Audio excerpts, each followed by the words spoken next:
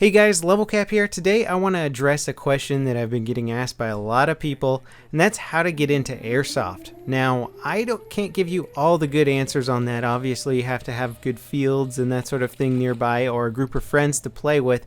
But in terms of actually deciding on what kind of first gun to purchase and get into, I do have some good information on that front. Now, the M4 platform is extremely popular in Airsoft, and there are some relatively inexpensive models that are actually going to perform very well. I've had lots of recommendations to use the M4 combat machine. There's a lot of parts made for them. You can get tons of different upgrades and accessories for them. So it's a good way to start out if you're just getting into it. I don't recommend going for something super exotic right off the bat. Make sure you're going to get into the sport before you decide to go with sort of an odd weapon or something that's not quite as popular. Now, once you've taken your starting gun to the field, you've had some rounds, you've had some fun, you've gotten shot, you've shot some people, you're gonna start to get the feeling that there are players out there with significantly better weapons than you that are outplaying you just because they have better hardware as opposed to better skills.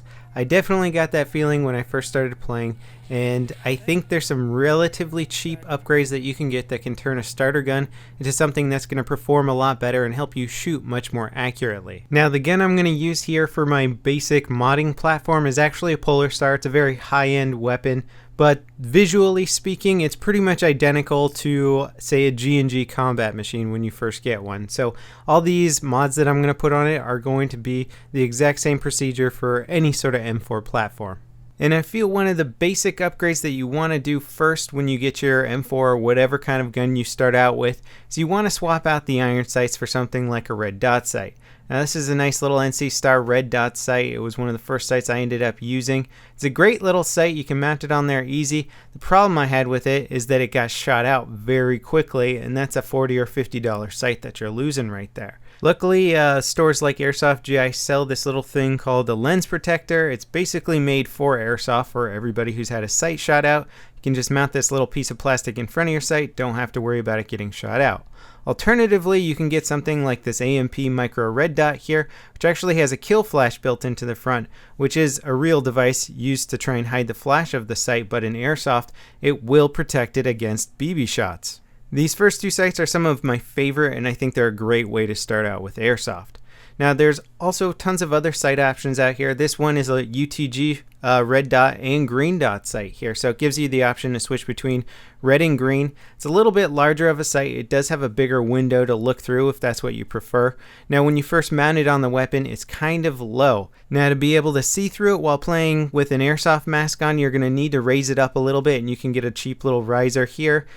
Put that below the sight, raise it up, and then you can see through the sight no problem. I recommend having a few of these little risers at different elevation levels if you plan on getting a bunch of different sights. This sight here is made by Swiss Arms. It comes with its own riser, and it's actually a canted riser, so it allows you to basically fit the sight onto an area where you have very limited rail space, but you still want to fit a full-size red dot sight. This sight here is an Aimpoint Comp M4 Replica sight. A cool thing about this is that it'll take AA batteries on the top tube there, so not only will your red dot last forever, but if you do run out of batteries, AA's are pretty darn easy to find. Now, how about magnification sights? If you ever get your gun shooting accurately enough, you might actually want to look into getting a magnification sight so that you can more accurately hit your targets at range.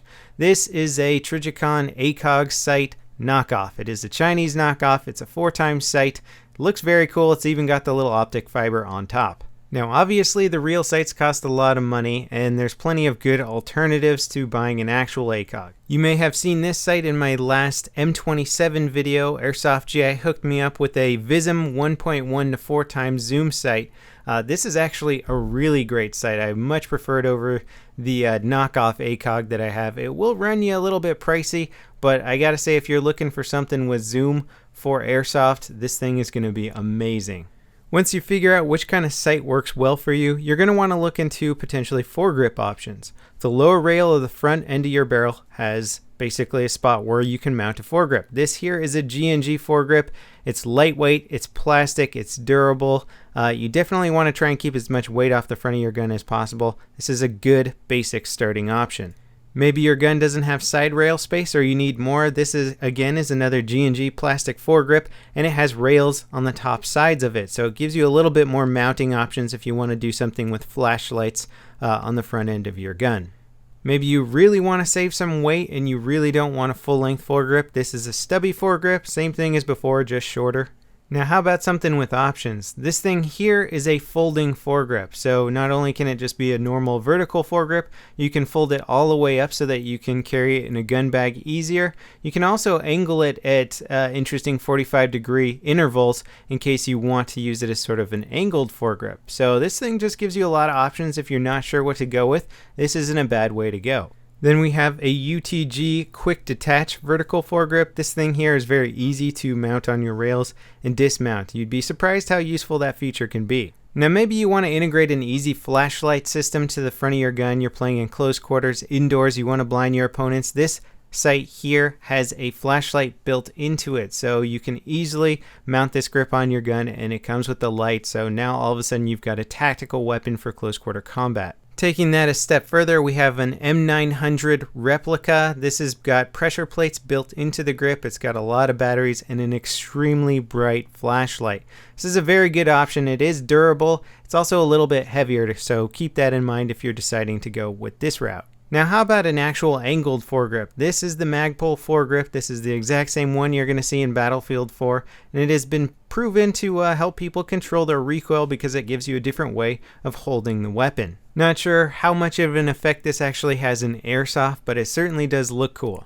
You may decide that having a foregrip just isn't your style at all, and you don't like the feel of the metal rails on the front of your gun. Well, you can get some inexpensive rail covers. This is just a basic plastic rail cover here. Magpul actually makes these very cool rubber rail covers that just kind of feed right in between the little notches there. They're extremely light and they're comfortable to hold. Again, Magpul makes some other rail cover options. These little guys here connect together and you can get them in different colors and combine them like I like to do here and make little camo patterns on the side of my rails. They're very comfortable and they look pretty cool. Now, all of these upgrades that I've mentioned here are things that any beginning player can get and install themselves. We're not getting into the internals of the weapons. We're not swapping out hop-ups or barrels or anything like that. This is just basic stuff that is going to allow you to aim better if you get a good red dot sight. I can't tell you how much easier it is to aim with a red dot versus iron sights. And then hold your weapon more comfortably. You're going to have to get used to switching to your offhand to shoot around left corners and stuff like that. Foregrips help with that a lot. I highly recommend getting your gun nice and comfortable to hold. These upgrades alone are going to help you out tremendously. Beyond that, getting into the internals of the weapon is something that I myself am still getting into. I would recommend holding off on that sort of thing until you're comfortable with handling the weapon and sighting down properly and aiming at your targets. Those are the important first steps. If you're interested in any of these products or devices that I've mentioned, they'll be linked down in the video description unless there's some sort of weird Chinese knockoff that I got on eBay and I can't find anymore. But for the most part, they should all be listed down there if you're interested in picking it up. As always, guys, thanks for watching, and I'll see you next time. This is LevelCap, signing off.